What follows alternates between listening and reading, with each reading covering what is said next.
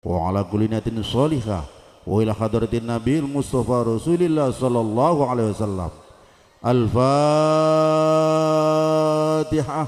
A'udzu billahi minasyaitonir rajim. Bismillahirrahmanirrahim. Alhamdulillahirabbil alamin arrahmanir rahim maliki yaumiddin. Iyyaka na'budu wa iyyaka nasta'in ihdinas siratal mustaqim. Siratal ladzina an'amta 'alaihim ghairil maghdubi 'alaihim waladdallin. Rabbi firli wa liwalidayya amin. Alhamdulillah wa syukurillah. Untuk selanjutnya yaitu kami haturkan dumateng Sayyid Syekh Alwi, Guru Besar Ahbabur Rasul Indonesia dari Karawang, untuk menyampaikan mau'izatul hasanah. Kepadanya kami persilakan. Sallu ala Nabi Muhammad. Sallu ala Nabi Muhammad. Kullukum sallu ala Nabi Muhammad.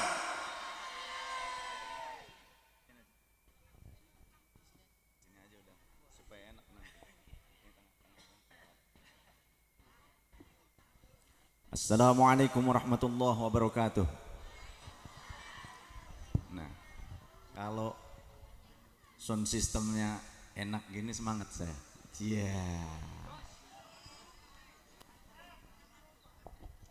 Bismillahirrahmanirrahim. Alhamdulillahi rabbil alamin. Asyhadu an la ilaha illallah wahdahu la syarika lahu wa asyhadu anna sayyidana Muhammadan abduhu wa rasuluhu la nabiyya ba'dah. Allahumma salli ala sayyidina Muhammadin al-Fatih lima ughliqa wal khatim lima sabaqa nasiril haqqi bil haqqi wal hadi ila siratikal mustaqim wa ala alihi haqqa qadri wa miqdaril azim. Subhanaka la ilma lana illa ma 'allamtana innaka antal alimul hakim. Rabbana iftah bainana wa baina qaumina bil haqqi wa anta khairul fatihin. Kira-kira sebelah sana ngelihat saya apa enggak? Sebelah sini kelihatan apa enggak? Apa perlu pakai kursi emang? Sebetulnya karena sudah di panggung saya tuh malu gitu kalau pakai kursi, tapi takut gantengnya saya nggak kelihatan nanti.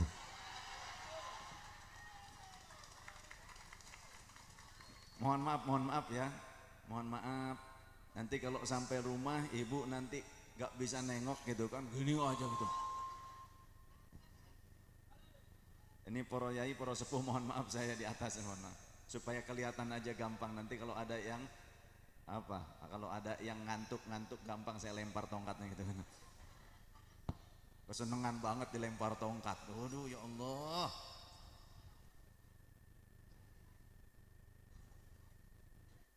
Ini bukan sembarang tongkat. Ya. Tongkat sembarangan.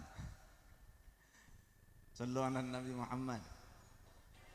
Ayuhas sadat wa sadatin al-a'izzai wal fudala, yang kami muliakan segenap ahla baitin Nabi sallallahu alaihi wasallam, wabil khusus segenap zurriyah dari Kanjeng Sinun Sunan Gunung Jati, Maulana Sunan Gunung Jati, bergelar Syarif. Syarif itu Sayyid, Sayyid itu kalau sekarang istilahnya Habib. Jadi Maulana Sunan Gunung Jati itu seorang zurriyah Rasul sallallahu alaihi wasallam, bahkan itrah. Jadi bukan hanya dzurriyah tapi itrah. Kalau dzurriyah dari laki-laki dan perempuan, jalur laki-laki perempuan masuk dzurriyah. Tapi kalau ahlul baitnya itu dari jalur laki-laki. Sedangkan kalau itrah selain ahlul bait, kemudian ilmunya mewarisi ilmu Rasul dan akhlaknya juga mewarisi akhlak Rasul.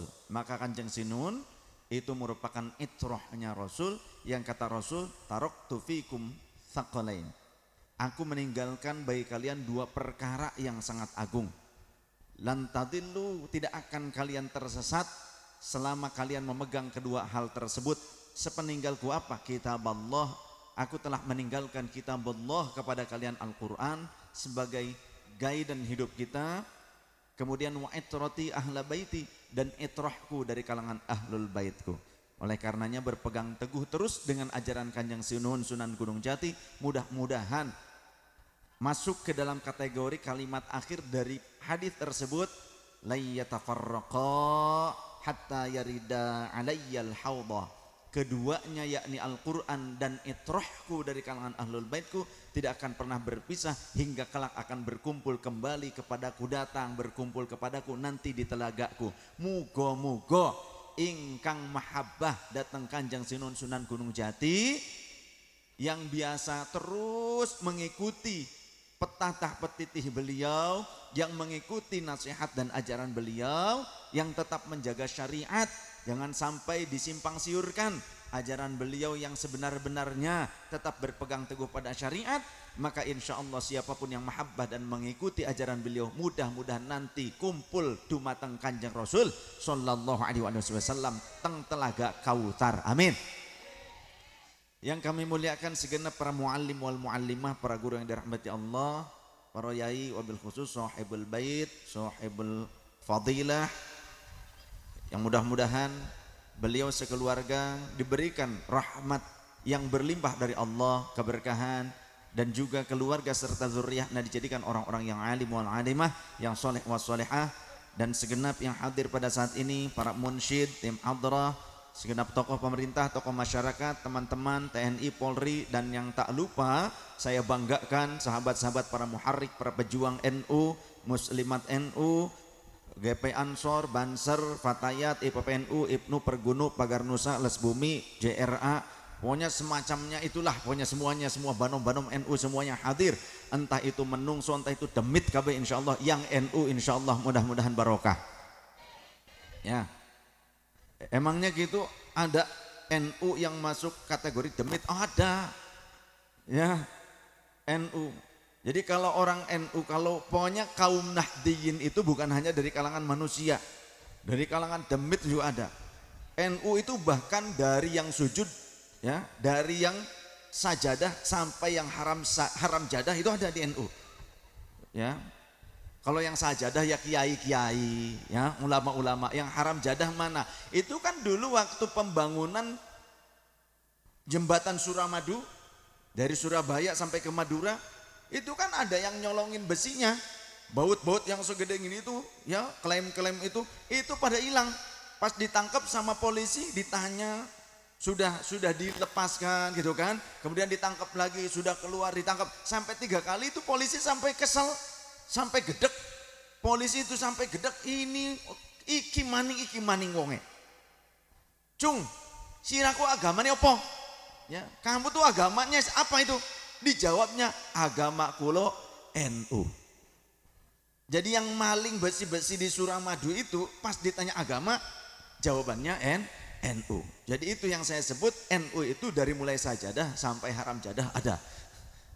Ya, di NU itu komplit gitu. Sallallahu alaihi Nabi Muhammad. Iya. Jadi enaknya jadi NU ini luar biasa. Kemudian juga yang jadi NU ini bukan hanya manusia, yang demit-demitnya urusannya malaikat jadi NU. Apa iya malaikat itu ngikutan NU? Malaikat ngerti tentang istighotsah. Nah, kalau yang ngerti istighotsah, senang dengan orang yang istighotsah, ngumpul dengan orang-orang yang zikiran, yang manakiban, itu berarti sama akidahnya, sama keyakinannya dengan kiai-kiai NU. Maka malaikat itu tidak pernah memungkiri dengan istighotsah. Yang memungkiri itu orang Wahabi, anti istighotsah. Ngapain istighotsah? Apalagi istighotsahnya memuat tawassul. Ngapain tawassul ke Syekh Abdul Qadir, tawassul ke Sayyidina Muhammad SAW, tawassul ke Kanjeng Sunan Gunung Jati. Ngapain? Syirik, haram, kafir, kata mereka yang bukan NU. Padahal Rasul sallallahu alaihi wasallam beliau bersabda, diriwayatkan di dalam kitab Mu'jamul Kabir Imam At-Tabrani, diriwayatkan begini, kata baginda Rasul, idza adalla ahadukum syai'an, jika salah seorang di antara kalian kehilangan sesuatu, au arada ahadukum aunan, atau jika salah seorang di antara kalian membutuhkan pertolongan, wa huwa fi ardin laisa lahu anisun, sedangkan dia sedang berada di suatu daerah, di suatu tempat yang tidak ada penghuni, tidak ada orang, tidak ada yang bisa dimintai tolong, maka bagaimana? Faqulu, maka ucapkan oleh kalian, ya ibadallah aghithuni, ya ibadallah a'inuni, wahai hamba-hamba Allah, tolonglah aku. Wahai hamba-hamba Allah, berikanlah pertolongan kepadaku. Karena apa? Fa inna lillahi abbadan. Karena sesungguhnya bagi Allah ubbadan, memiliki banyak hamba-hamba yang ahli ibadah, yang konsentrasi dengan ibadah terus. Banyak hamba-hamba Allah yang seperti ini, la narahum, yang kita tak mampu memandang mereka. Di dalam syarahnya Imam Al-Haythami, Imam Nuruddin Ali Al-Haythami, juga Imam Jalaluddin As-Suyuti menjelaskan, di antara hamba-hamba Allah ini ada unasan, ada yang bangsa manusia ataupun jinnian, bangsa jin, au malakan, ataupun para malaikat yang kita mungkin tidak bisa melihatnya walaupun itu manusia. Walaupun itu manusia, kita mungkin tidak memandangnya, tidak bisa terlihat oleh kasat mata kita, yang dia dihijab oleh Allah, tapi dia mampu memberikan pertolongan kepada kita. Terlebih jin yang mungkin tidak kasat mata, juga malaikat yang tidak kasat mata, tapi ada kalanya juga mereka menampakkan diri. Mereka bisa memberikan pertolongan pada hal-hal atau segala sesuatu yang memang sekiranya ala qadrihim, ukurannya sesuai dengan ukuran kemampuan mereka, mereka mampu memberikan pertolongan.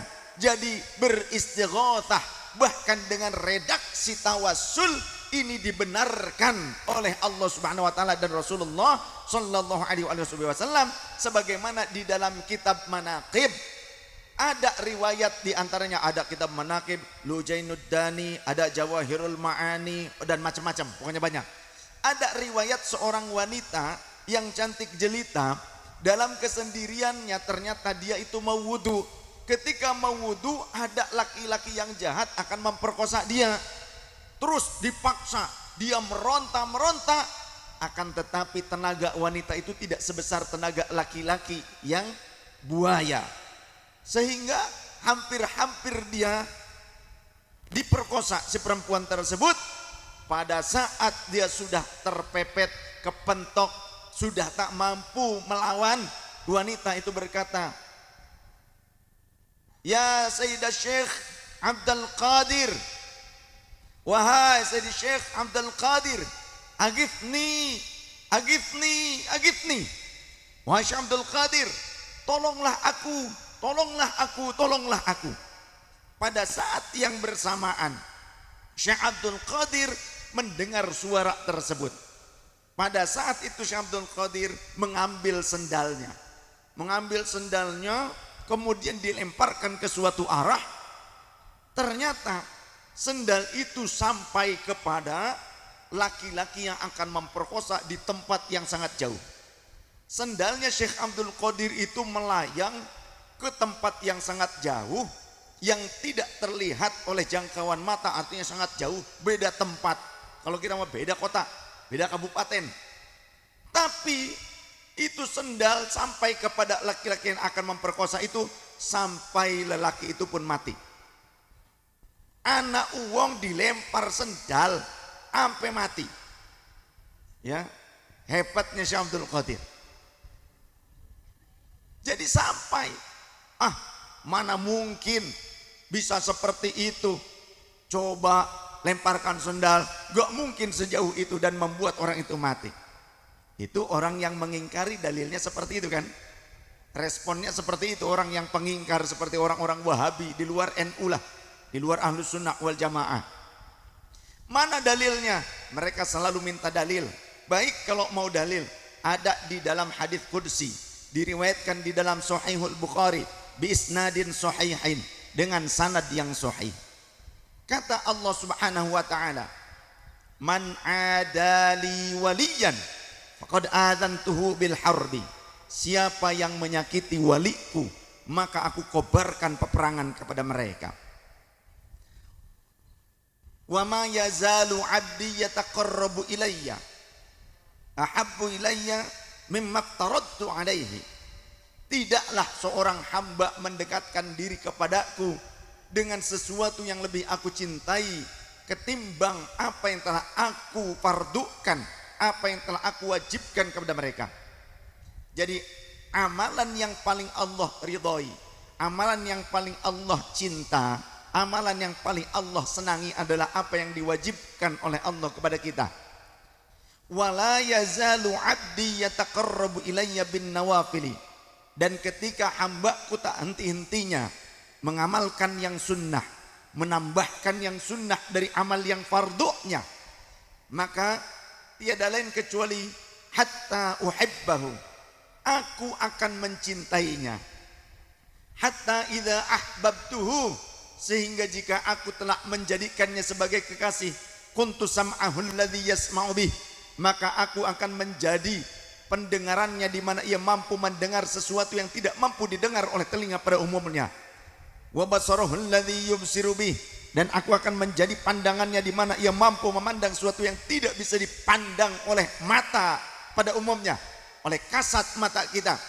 Wa yadahu allati yabtishu biha, dan aku, kata Allah, akan menjadi tangannya, lengannya, di mana ia mampu meraih sesuatu dari tempat yang jauh, mampu melakukan sesuatu tidak seperti tangan pada umumnya. Wa rijlahu allati yamshi biha, dan aku akan menjadi kakinya, langkahnya, di mana ia mampu melangkah ke tempat yang jauh dengan cepat, tidak seperti langkah kaki pada umumnya. Ini janjinya Allah kepada wali-walinya. Wa idza sa'alani, dan jika hambaku, kekasihku, waliku meminta kepadaku, la u'tiyannahu, maka pasti dan pasti, pakai lam taukid dan nun taukid taqilah, double taukid, pasti dan pasti aku akan memberikan apa yang dia minta kepadaku. Wa idza sta'adani, dan jika kekasihku yakni waliku meminta perlindungan kepadaku, la u'idhannahu, maka pasti dan pasti aku pasti akan sangat mampu untuk memberikan perlindungan kepadanya. Hadza haditsun sahihun, ini adalah hadits yang sahih. Oleh karenanya, enggak usah Pak, enggak apa-apa. Turun-turun aja biar enggak kehalangan. Jadi inilah keistimewaan yang Allah berikan kepada wali-walinya Allah. Bagi kita harus yakin, karena meyakini karomah para wali secara mutlak itu merupakan akidah Ahlus Sunnah wal Jamaah, sama seperti kita meyakini mukjizat para nabi secara mutlak. Akan tetapi kalau ada keanehan dari si fulan, apakah kita wajib meyakini itu sebagai karomah? Tidak. Akan tetapi kita wajib secara mutlak. Pokoknya Allah itu memberikan karomah kepada walinya sebagaimana Allah memberikan mukjizat kepada nabinya. Seperti itu. Jangankan Kanjeng Sunan Gunung Jati lah, ini mah cerita eyang saya, Sayyid Ahmad Zakaria Ba'adawi, guru dari Kiai Haji Bishri Sansuri, kakeknya Muhaimin Iskandar, kakeknya Gus Dur dari jalur ibu. Nah, besannya Hadratus Hashim Asy'ari. Dulu waktu di Masjidil Haram ngajinya ke eyang saya, Sayyid Ahmad Zakaria. Termasuk yang ngaji ke eyang saya Syekh Yasin Al-Fadani. Kemudian juga ada kalau di Purwakarta Mama Sempur, itu bagus Ahmad Bakri bintu Bagus Seda. Di Cianjur Mama Gentur. Banyak. Karena eyang saya sekian lama mengajar di Masjidil Haram. Setelah mendapatkan referensi dari gurunya yang menjadi mufti di Masjid Nabawi, yakni Sayyid Muhammad Amin Ridwan. Eyang saya itu, ini cerita saya dapat dari mertuanya uak saya, Kiai Haji Abdul Qadir namanya tuh, Ama Adang.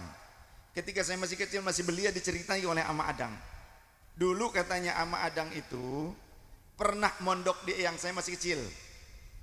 Seringkali eyang saya tuh kalau ingat wali mana, ingat gurunya, itu seringkali nanti beres ngaji tuh ngajak muridnya. Sini cum, pegangan. Jadi di belakang tuh saling pegangan. Yang belakang megang pundak temennya, begitu. Merem, dikongkon merem, disuruh merem sama eyang saya. Gak lama kemudian suruh melek. Nah kalau melek tuh sudah beda provinsi, begitu. Sudah beda daerah. Pernah Ama Adang bilang, suatu ketika dasar Ama ini masih kecil katanya. Belum juga disuruh melek sama eyang. Itu Ama melek duluan. Belum disuruh melek, disuruh merem. Pas melek pengen tahu pas merem itu, gitu maksudnya. Di mana sih posisi pas merem? Belum juga suruh melek, malah melek. Sedangkan yang kecil itu kan di belakang posisinya, megang ke teman-temannya. Itu ada ning awang-awang, ning dhuwur. Karena takut jatuh, kemudian megang lagi dengan erat ke temannya. Pada saat yang saya bilang melek, pas melek, yang dari depan ke belakang jalan, burdahnya diambil, dipukulkan di kepalanya sama adang tuh, santrinya yang masih kecil. Dasar bandel, katanya begitu. Tahu ternyata. Nah, bagaimana tahu sih kok wali bisa melihat ada yang di belakangnya kok seperti itu? Maka mereka wali-walinya Allah, terlebih yang ulama, yang fuqaha, mereka warathatul anbiya. Al ulama warathatul anbiya. Bahkan ulama ummati, ulama dari kalangan umatku, ka anbiya ibani Israil, seperti kedudukan para nabi dari kalangan Bani Israel. Andaikan tidak tertutup kenabian dan kerasulan di baginda Nabi Muhammad SAW, tentu masih akan ada lagi setelah beliau nabi dan rasul. Tapi karena Allah menetapkan bahwa Sayyidina Muhammad SAW sebagai penutup kenabian dan kerasulan, maka selanjutnya tidak ada nabi dan rasul, yang ada ulama, aulia, yang mereka warathatul anbiya. Nah, kok wali, yang dimaksud wali ini kok bisa melihat yang di belakangnya padahal dia tidak melihat secara langsung? Apa maksudnya dengan warisan dari baginda nabi, warisan dari para nabi, para rasul? Kan di dalam riwayat hadits, Sayyidah Aisyah pernah bertanya kepada Rasul sallallahu alaihi wasallam tentang sholat witir. Ya Rasulullah, atanamu qabla an tutira, apakah engkau tidur dulu sebelum engkau witir? Maka Rasul berkata, ya Aisyah, inna ainayya tanamani, sesungguhnya kedua mataku memang terpejam tertidur. Wala yanamu qalbi, akan tetapi qalbuku tidak tertidur. Lalu kemudian di suatu waktu juga Rasul ketika mau sholat berjamaah, Rasul menyuruh jamaahnya itu merapihkan dan meluruskan barisan. Rasul berkata, luruskanlah barisan kalian, karena sesungguhnya aku melihat apa yang ada di belakang punggungku. Kata baginda Rasul, aku mampu melihat apa yang ada di belakang punggungku. Maka jika itu Nabi Muhammad diberikan kemampuan seperti itu oleh Allah, namanya mukjizat. Nah, bagi pewaris Rasul, para wali, para ulama yang diberikan kemampuan seperti ini namanya karomah atau ma'unah. Maka ma'unah ini pertolongan yang hakikatnya dari Allah, tapi akan digunakan bermanfaat untuk menolong orang lain, sama seperti karomah. Oleh karenanya, kalau ada orang menunjukkan keanehan tapi ujung-ujungnya duit, itu bukan karomah, ya, bukan karomah. Ada orang kan banyak sekarang menunjukkan keanehan tapi ujung-ujungnya mendulang duit, nyari duit, luruh duit, ikut duduk karomah. Bukan karomah itu. Karena bedanya tipis antara kiai, ulama, wali dengan dukun tuh bedanya tipis. Gitu kan? Bisa saja juga dukun pakai imamah seperti saya, pakai gamis bisa jadi, pakai janggut, tapi ternyata dukun bisa saja. Ya. Ada dukun yang menyimpang, ada dukun yang tidak menyimpang. Dukun yang tidak menyimpang apa? Dukun urut, dukun bayi, bahkan bayi yang nyimpang, yang sungsang bisa diluruskan. Nah, itu dukun yang lurus. Ada lagi dukun syar'i. Apa dukun syar'i? Nih, JRA, Jam'iyah Ruqyah Aswaja. Dukun syar'i gitu kan. Saya bilangnya dukun syar'i. Ya, dokter juga dukun. Dukun itu kan bahasa Jawa nggih. Dukun kan bahasa Jawa. Bahasa Arab tobibun, tobib, terapis. Jadi dokter itu juga tobib, dokter juga dukun. Itu aja sama saja podo bae. Itu membahasa. Tinggal bagaimana caranya. Kenapa sih kok JRA ini disebut dukun syar'i? Artinya orang yang memberikan pertolongan, sering ngobatin orang lain tapi sesuai syariat. Tapi kan itu JRA seringkali ngasih tulisan-tulisan doa. Ya, kiai-kiai ini yang biasa ngeruqyah biasanya pakai tulisan-tulisan doa. Kemudian bahkan dikalungkan. atau dilebur dengan air kemudian diminumkan. Bagaimana ini? Ada di dalam kitab Tibbun Nabawi karya Syekh Ibnul Qayyim Al-Jauziyah, murid Ibnu Taimiyah. Ternyata di dalam kitab ulama kebanggaan orang-orang Wahabi. Orang Wahabi itu kan menyatakan syirik penggunaan pengobatan dengan menggunakan tulisan doa, mengalungkan tulisan doa, atau meminum air dari tulisan doa. Itu menurut orang Wahabi kan syirik. Ternyata di dalam kitab Tibbun Nabawi karya Syekh Ibnul Qayyim Al-Jauziyah, murid Ibnu Taimiyah, dua-duanya adalah ulama kebanggaan orang-orang Wahabi. Itu ada pada bab huruf kaf, Kitabul lil Huma, tulisan untuk mengobati orang-orang yang sakit panas, step ataupun sakit-sakit yang wah luar biasa, demam yang melanda. Ternyata Imam Al-Marwazi, murid Imam Ahmad bin Hambal, pernah berkata, inni umimtu, aku datang kepada Imam Ahmad bin Hambal, ataitu Aba Abdillah, aku mendatangi Imam Ahmad bin Hambal seraya berkata, inni umimtu, aku ini sedang sakit parah, sakit panas yang melanda, sampai-sampai kadang seperti step, sampai-sampai sakalor, begitu ya. Maka apa yang dilakukan oleh Imam Ahmad bin Hambal? Fakatabali raqa'atan fiha maktubun, maka beliau menuliskan pada selembar kertas yang tertulis kalimat Bismillahirrahmanirrahim, Bismillahi wa billahi wa Muhammadin Rasulillahi, qulna ya naru kuni bardan wa salaman ala Ibrahim wa radu bihi kaidan faja'alnahumul akhsarin, Allahumma rabba Jibrila wa Mikaila wa Israfila wa Izraila, ishfi sahib hadzal kitabi bihaulika wa quwwatika ilahal khalqi, amin.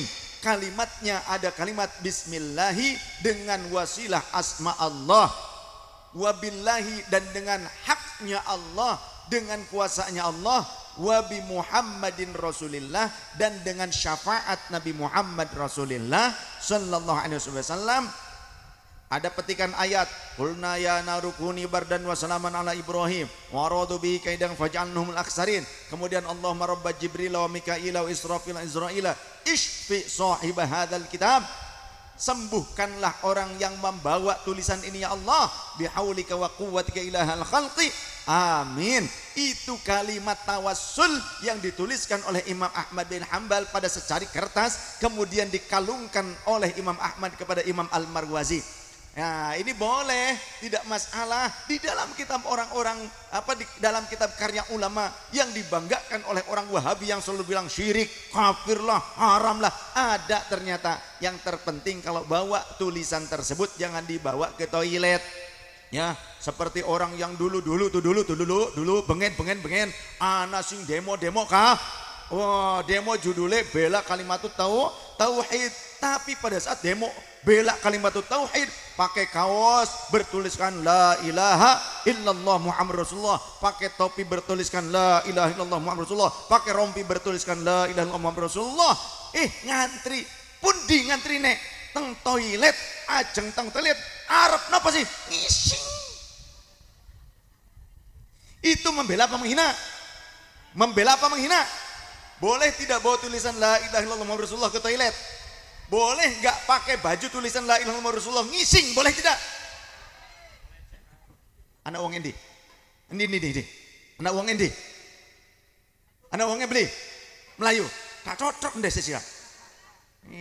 Padu ngomongnya baik, judulnya baik, bela kalimatut tauhid, ternyata justru menghinakan kalimatut tauhid. Awas, hati-hati. Ya, lakan ikan laka. Alhamdulillah. Gitu dong. Orang sini mah jangan sak meluk-meluk nih baik. Ojo sak eluk-eluk nih baik, ya. Ojo paduan baik. Apa maning anak putune Kanjeng Sunan Gunung Jati. Awas, ojo melu-melu jadi khawarij, jadi bokot, jadi pemberontak. Hati-hati, singati-ngati. Ya, jangan sampai anak turunan Kanjeng Sunan Gunung Jati jadi pemberontak. Jangan melawan kepada pemerintah yang sah. Jangan. Di dalam kitab Sanad Hadits Al-Imam Asy-Syaikh Al-Musnidud Dunya Sayyid Asy-Syaikh Yasin Al-Fadani. Syekh Yasin Al-Fadani menjelaskan orang yang pertama kali menyebarkan Sahihul Bukhari di tanah Jawa dan Indonesia, di Nusantara, tulisan begitu, adalah Kanjeng Sunan Gunung Jati. Orang yang sering mengajarkan Sahihul Bukhari di Nusantara, Nuswantoro, itu yang pertama kali adalah Kanjeng Sunan Gunung Jati. Dan Kanjeng Sunan Gunung Jati adalah ahlut thariqah. Maulana Syekh Hisham pernah datang kemari dan di hadapan pesarean Kanjeng Sinun beliau berkata bahwa Sunan Gunung Jati ini thariqah pertamanya adalah Naqsyabandi. Saya waktu itu sami'na wa ata'na kepada mursyid, kepada guru, sambil saya mencari referensi. Apakah iya, sedangkan yang masyhur itu beliau thariqahnya Syatoriyah. Karena uak saya mursyid Syatoriyah dari Buntet.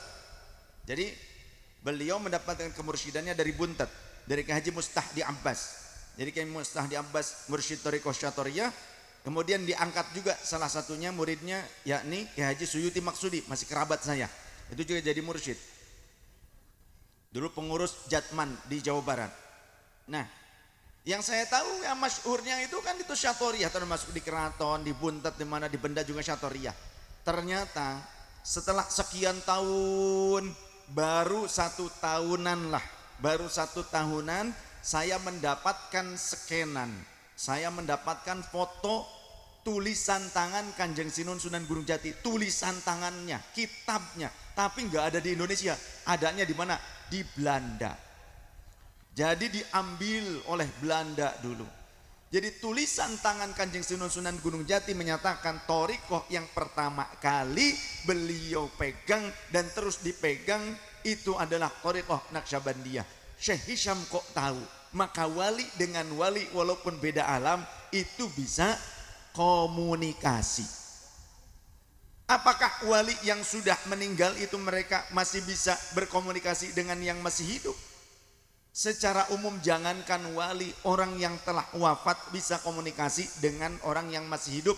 Di dalam Al-Quran ada ayat yang menjelaskan bahwa Allah menggenggam ruhnya orang yang telah meninggal dan Allah mengembalikan ruhnya orang yang masih hidup ke dalam jasadnya ketika tidur.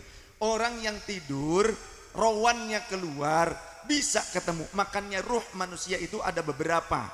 Salah satunya kalau keluar namanya, kalau keluar mati, kalau keluar sampai mati, nyawa bahasa kitanya, itu ruh idhofi. Kalau keluar nggak mati seperti tidur, ngerogoh sukmo, kemudian pingsan, itu ruh rohani. Ruh rohani inilah yang bisa ketemu dengan ruh orang yang telah wafat di dalam mimpi kita. Ada di dalam Al-Quran penjelasan itu, bahkan dinukil oleh Syekh Ibnul Qayyim Al-Jauziyah di dalam kitab Ar-Ruh. Kenapa kok saya pakai kitab beliau? Sengaja supaya jadi landasan, supaya jadi bukti terhadap orang-orang Wahabi yang gandrung kepada beliau tapi mengingkari semua ini. Seperti tadi ya, bab tulisan doa yang dikalungkan itu, ya awas, hati-hati.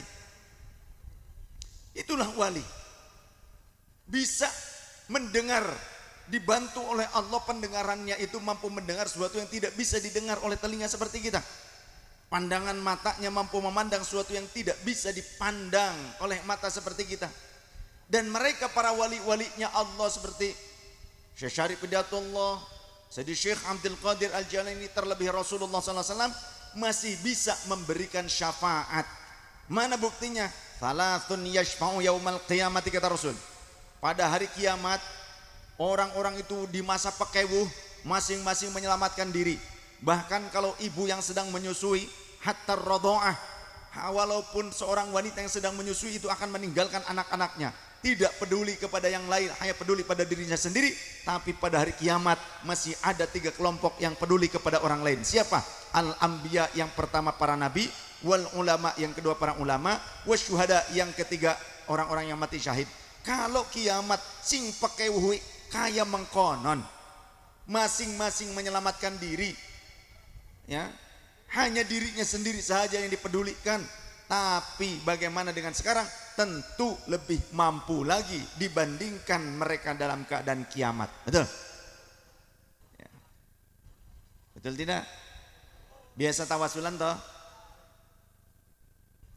Jadi mereka mampu memberikan syafaat. Sallu ala Nabi Muhammad. Sallu ala Nabi Muhammad. Ibadallah rijalallah. Ayo.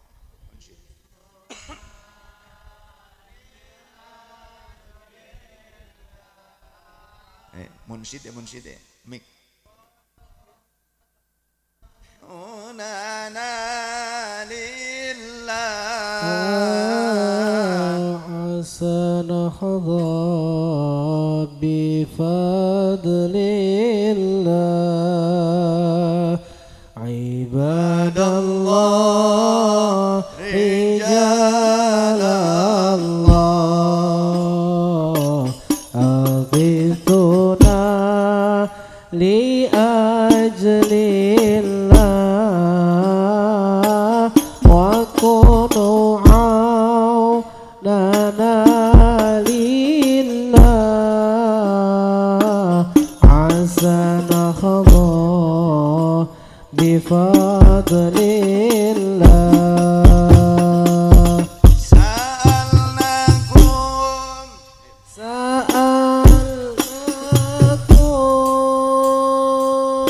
وللزلفى رجوناكم وفي أمري قصدناكم وشدوا عزمكم لله عباد الله رجال الله أغثنا لأجل الله وكونوا عوننا لله عسى نحظى بفضل الله.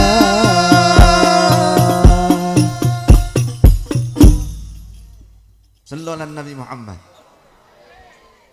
Itu. Jadi yang mik munsyid jangan dimatikan. Biarin aja. Kon anak gawene.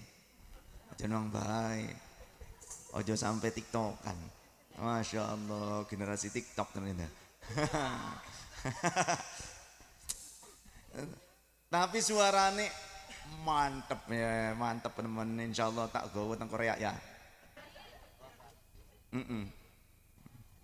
Melu mati ning Taiwan. Iya, nanti pokoknya harus sering-sering dengan saya. Nanti biasanya suka saya bawa. Ya, kemarin ada yang dibawa, ya ada yang ke Korea Selatan, ada yang ke Hong Kong, ada yang ke Taiwan, ada kemarin satu grup ke Palembang. Nanti tak bawa ke alam barzakh, mau nggak? Saya bawa ke kuburan mau? Lah ziarah kubur, ya kan? Mungkin kalau sering saya niki, insya Allah ajeng ziarah. Sak pungkas niki ajeng ziarah. Ziarah kubur, apa-apaan itu? Syirik. Oh syirik endas mau peyang. Slur, ziarah kubur iku sunnah. Jare sopo syirik. Kanjeng Rasul memang pernah melarang sebelum tahun 2 Hijriah, tapi di awali tahun 2 Hijriah beliau bahkan memerintahkannya. Nahaitukum an ziyaratil kuburi fazuruha. Pengenkah enyong gitu kan? Pengen ta reyang pernah ngelarang sira kabeh ziarah kubur, tapi saiki tahun 2 Hijriah mulai reyang enyong kula itu isun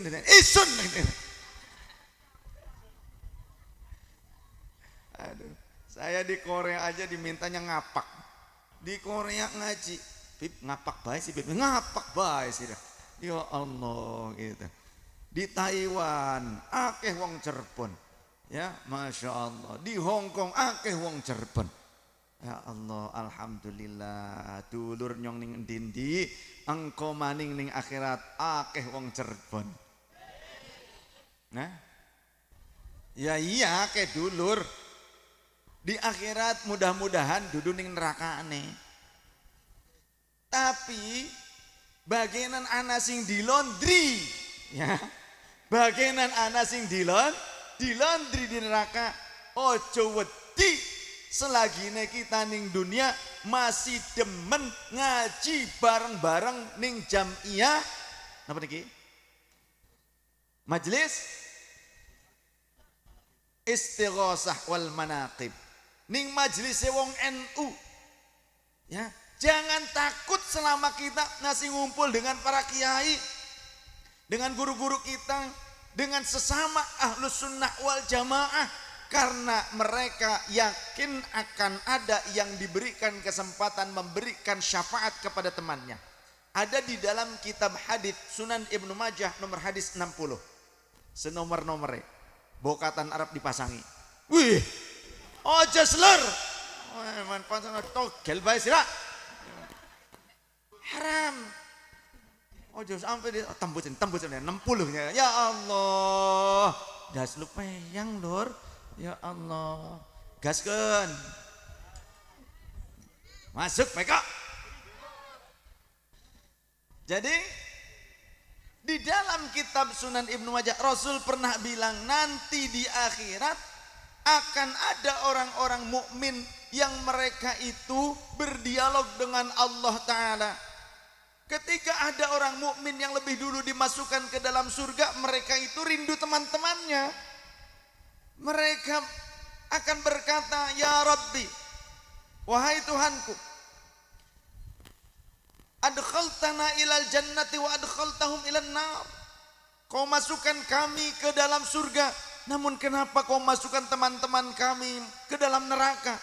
Padahal mereka itu yusalluna ma'ana, ketika di dunia sholat berjamaah bersama kami, wa yasumuna ma'ana, puasa bareng bersama kami, Ramadan pada puasa bareng bersama kami, wa yahujjuna ma'ana, hajian umrah bareng, ngaji bareng, apa makning bareng baik pokoknya mah. Ya Allah, kami rindu teman-teman kami, masa kami saja yang masuk surga? Maka kata Allah Ta'ala, idhabu ilan nar, pergi kalian ke dalam neraka, tapi nggak akan panas, karena ahlul jannah diperintahkan oleh Allah itu untuk apa? Akhrijuhum man araftum minhu, keluarkan orang-orang yang kalian kenal dari neraka, ya, keluarkan. Maka orang itu pergi ke dalam neraka, cari-cari, bature diundang, ya, dipanggil-panggil, diundang-undang. Asep,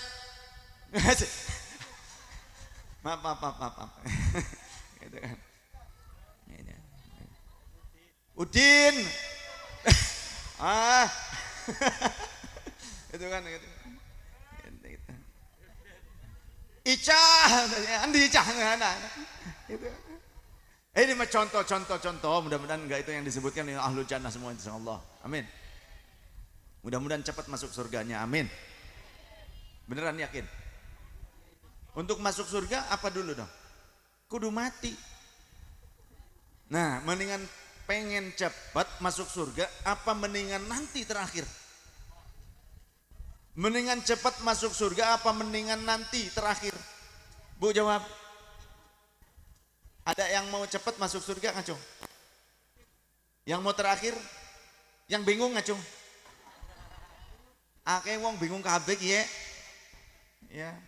Jangan-jangan pada kencot wetenge ngelek ya. Ya Allah, durung dipai mangan kayaknya. Panitia wis diparingi panganan ta? Sajenan. Sampun. Apa sajene? Bokatan kemenyan. Ya Allah. Lalu kemudian mereka mengambil teman-temannya dari neraka dimasukkan ke dalam surga. Laporan, ya Allah, sudah kami masukkan ke dalam surga, sudah kami bawa ya Allah. Kata Allah, balik maning baca. Balik maning. Kanggo napa Gusti?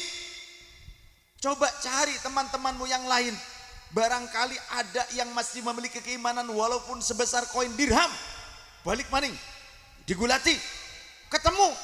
diangkat maning melebu teng surga. Alhamdulillah.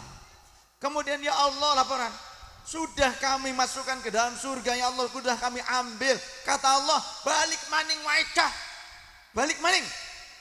Coba cari barangkali di antara teman-temanmu yang ketika di dunia ngaji bareng, ning majelis istighosah, majelis manakib, majelis maulid, majelis zikir, majelis ratib. Ya, di majelis ilmu, coba cari lagi. Walaupun yang masih ada sisa keimanannya ketika mati itu hanya sebesar setengah koin dirham, ambil. Agak susah dikit kan ya, agak susah dikit. Tuh, ya cuma setengah koin dirham itu kan. Endi gue ya. Endi Icah, itu kan. Anak maning. Siapa maning? Kosim. Kosim mah gurune Nyong, Syekh Abdullah Kosim, Mama Kosim. Alah, bagianan gerondong kayak mengkenen ki didikan Mama Kosim 5 tahun tang Gunung Jati. Wih, wong Gunung Jati. Ya. Tapi nggak dapat istri orang Gunung Jati gitu aja gitu. Ya Allah gitu. Ya. Di Gunung Jati di sini di Mama Kosim ya. 5 tahun saya dikembleng beliau. Kemudian diambil, ternyata walaupun susah ketemu diambil masuk ke dalam surga. Sudah gitu laporan ya Allah, sudah ya Allah, teman-temanku ini sudah ini ya Allah, si anu ini ya rada kotor ya, maklum di nerakanya sudah rada mingslep gitu kan. Kata Allah, cari lagi teman-temanmu yang ketika di dunia mau ngaji, waktu di dunia bareng-bareng ning majelis, walaupun mereka masih punya keimanan sebesar butiran pasir, melayu maning, gagian, lur, gaskeun lur, Andi, mana, batu renyong, siapa maning, sing biasa togel, sing biasa main game online.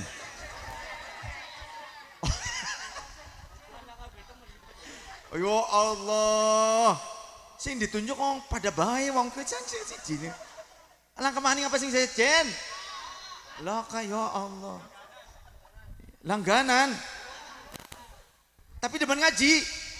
Alhamdulillah. Kayane wong kiai iki ya. Kayane wong kiai iki ngono. Adi digulati angel. Kenapa angel? Karena jare Kanjeng Rasul wong kuwi iku sing terakhir nerakane sampai ning gulune, nerakane sampai di lehernya, sehingga sangat dekat sekali dengan api neraka, dengan kerang neraka itu dekat sekali, sampai asap neraka itu membuat wajahnya cemong. Ngerti cemong? Wajahnya cemong itu kan, ya kan, belepotan. Waduh, dipanggil saparane, gitu. Gitu. Ya, blok. Endi sira gitu kan.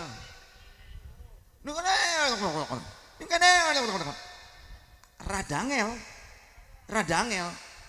Ditilik-cilik tak tilong-tilong iki dudu ya.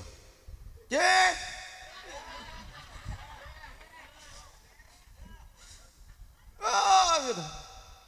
Ya selor. Apa selor gitu. Tolong gitu. Sirata. Iya selor. Kegean. Panas je.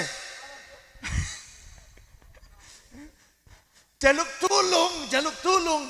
Laraine kurang pati. Ya kurang pati bersih karena kan ya rada cemong gitu. Beneran sirah. Ya selor gitu.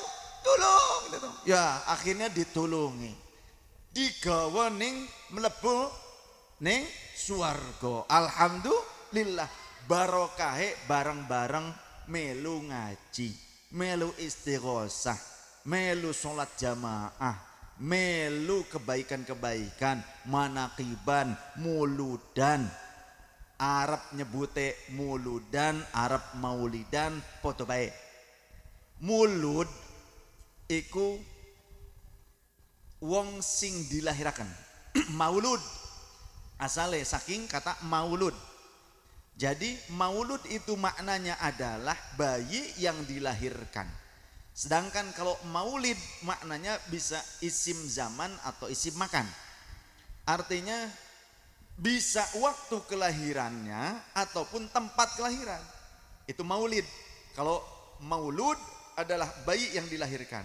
Jadi boleh kita menyebutkan tasyakkur bi mauludir rasuli sallallahu alaihi wasallam, artinya mensyukuri kelahiran bayi yang menjadi rasul Sayyidina Muhammad sallallahu alaihi wasallam, atau tasyakkur bi maulidir rasuli sallallahu alaihi wasallam, mensyukuri waktu kelahiran Nabi Muhammad sallallahu alaihi wasallam. Dua-duanya benar. Monggo silahkan mau ditulis muludan atau maulud atau maulid sama saja insyaallah ya. Masyarul muslim rahimakumullah. Jadi beruntung bagi kita yang ngumpul bareng-bareng seperti ini, bahkan diisi dengan zikir. Orang-orang di luar NU, di luar Ahlus Sunnah wal Jamaah, mereka itu anti zikir berjamaah seperti ini. Padahal haulan mereka anti haulan. Apa haulan? Apa haulan? Padahal haulan itu merupakan salah satu bukti khidmat kita. Jika yang dihaulkan adalah ulama, kita khidmat kepada mereka. Berterima kasih atas segala ilmu yang menjadi wasilah melalui mereka. Ilmu yang sampai kepada kita menjadi bekal untuk keselamatan dunia dan akhirat.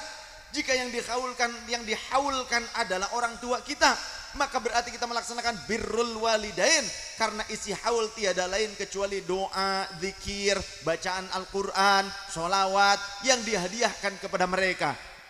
Apakah sampai itu kepada mereka? Ya tentu sampai. Buktinya sholat jenazah ada Al-Fatihah, ada sholawatan, zikir, kemudian doa dan doa. Selain itu di dalam kitab Ar-Ruh sengaja ini sebagai sebuah jawaban menohok untuk orang-orang Wahabi yang begitu gandrung kepada Syekh Ibnul Qayyim Al-Jauziyah, tapi ternyata tidak menggunakan kitabnya. Mungkin saja mereka nggak bisa baca kitab kayaknya mah. Di dalam kitab tersebut pada halaman ke-13 13 baris ke-7 itu ada riwayat begini. Wa kanatil ansaru, dan kebiasaan para sahabat Ansor, idza mata ahaduhum, jika salah seorang di antara mereka meninggal, ikhtalafu ila qabri akhihi, mereka akan bergantian datang ke kubur saudara muslimnya, yakni sahabat Ansor tersebut. Untuk apa? Yaqra'una indahul Qur'an, untuk membacakan Al-Quran di samping kuburnya, di dekat kuburnya, artinya dihadiahkan kepada si mayat tersebut. Jadi bacaan Al-Quran itu akan sampai kepada ahli kubur, manfaatnya. Kemudian apalagi sedekah. Ada di dalam riwayat yang sahih di antaranya, jaa rajulun ilan nabi sallallahu alaihi wasallam, datang seorang laki-laki kepada baginda Nabi sallallahu alaihi wasallam, faqala, kemudian ia bertanya, ya Rasulullah, inna ummi qad uftulitat nafsuha, sesungguhnya ibuku telah wafat, afa yanfa'uha in tasaddaqtu anha, apakah bermanfaat jika aku bersedekah atas nama almarhumah ibuku? Faqala Nabi, maka Nabi menjawab, na'am, ya bermanfaat. Lelaki itu melanjutkan, fa innali makhrafan, sesungguhnya aku memiliki sebidang kebun, fa usyhiduka anni qad tasaddaqtu anha, maka mohon ya Rasulullah, saksikan saat ini pula aku sedekahkan kebunku atas nama almarhumah ibuku.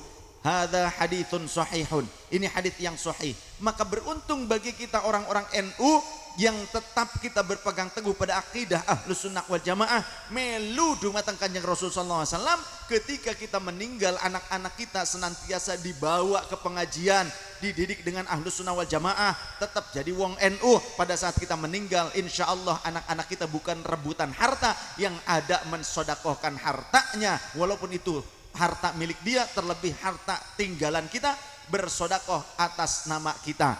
Sodakoh itu bisa kapan saja, bahkan termasuk ketika awal-awal kita dikuburkan. Awal-awal manusia yang beriman itu meninggal, di antaranya ada yang 3 hari, 7 hari, 40 hari, kan seperti itu. Apa landasannya? Kok ada amaliyah orang NU seperti itu? Dari mana?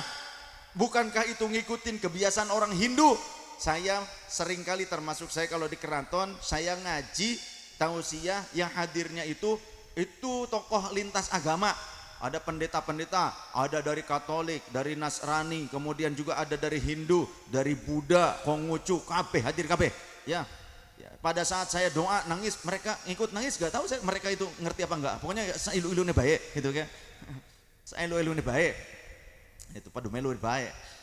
Tapi ya begitu ternyata, ya. Dan saya pernah tanya, beres acara itu kan makan-makan bersama, tanya gitu ke pendeta Hindunya yang dari Bali. Pendeta, apakah di Hindu itu benar ada tahlilan?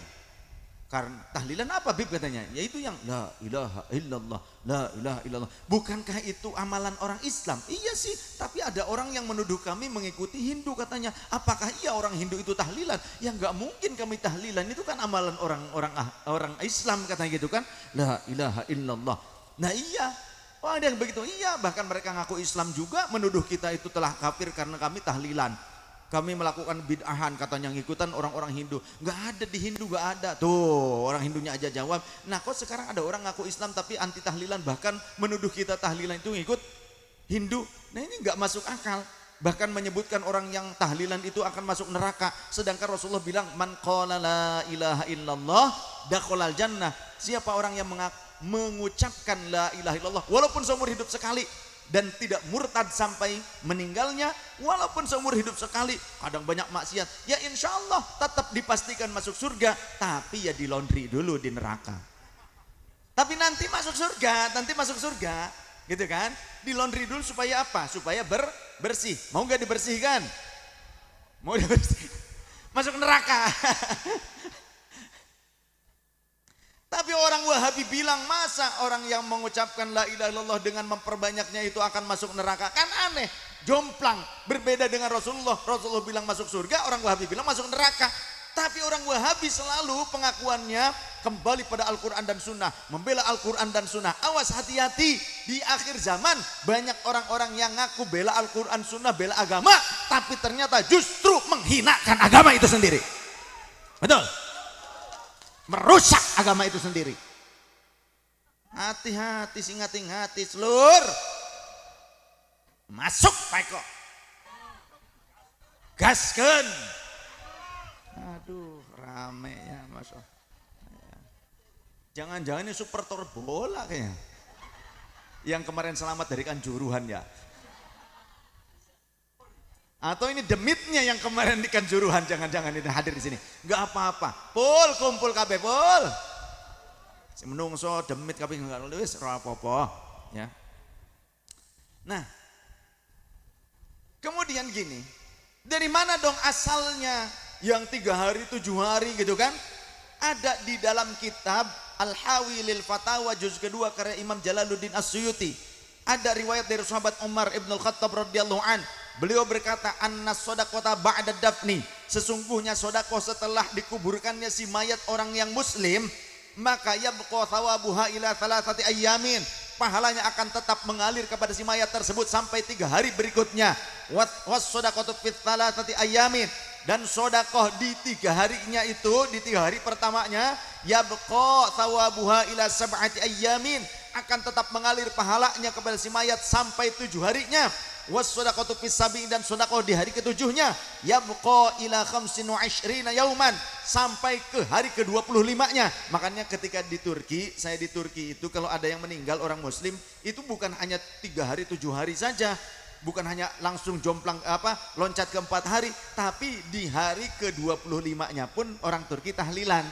Di hari ke-25 ya, orang Turki tahlilan kalau di Turki di hari ke-25-nya. Kalau kita kan langsung ke-40, mungkin tabungannya kurang.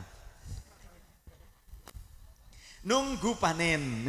Biasanya gitu kan. Ya apa-apa kapan baik, podo baik. Ini mah pernyataan dari sahabat Umar, ya. Kemudian sodakoh di hari ke-25-nya ila arba'ina yauman, akan sampai ke hari yang ke-40-nya. Was sodaqatu fi arba'in, dan sodakoh di hari yang ke-40-nya itu ila mi'atin yabqa ila mi'atin, akan sampai ke hari yang ke-100-nya. Jare wong Cirebon apa ya? Apa nyebute? Natus apa nyatus? Nyatus. Nyatus. Ojo nyatu. Oh, bakal nyatu wong Sunda nyatu badok kayaknya. Dan sodakoh was sodakoh tu fil mi'ati, dan sodakoh di hari yang ke-100 yabqa ila sanatin, akan sampai ke setahun dari kematiannya orang tersebut. Pahalanya ngalir.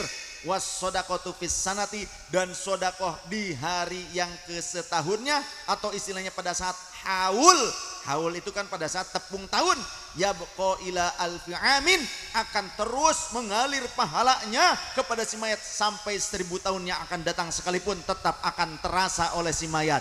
Maka beruntung kita menjadi orang NU, karena orang NU manfaatnya bukan hanya untuk orang yang hidup, orang NU manfaatnya juga untuk orang-orang yang telah meninggal.